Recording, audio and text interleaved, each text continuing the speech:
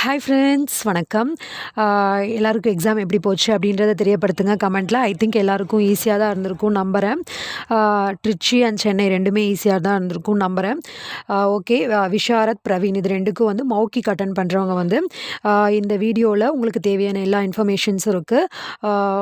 5 video போட்டிருக்கேன் இல்லையா? இதில் வந்து நீங்கள் உள்ளே என்ட்ரு ஆனும்போது என்னென்ன விஷயங்களை ஃபேஸ் பண்ணணும், அதுக்கப்புறம் எந்த மாதிரி கொஷின்ஸ் இருக்கும், புக்கிலேருந்து கேட்கக்கூடிய விஷயங்கள், அதுக்கப்புறம் நம்ம கைட்லேயே வந்து பின்னாடி எந்த மாதிரி கொஷின்ஸ் அப்படின்னு சொல்லி அவங்களே கொடுத்துருக்காங்க இல்லையா? ஸோ அந்த கொஷின்ஸ் அது எல்லாமே ஃபுல் எக்ஸ்ப்ளனேஷனோட உங்களுக்கு புரிகிற விதத்தில் இந்த வீடியோஸ் எல்லாமே இருக்குது.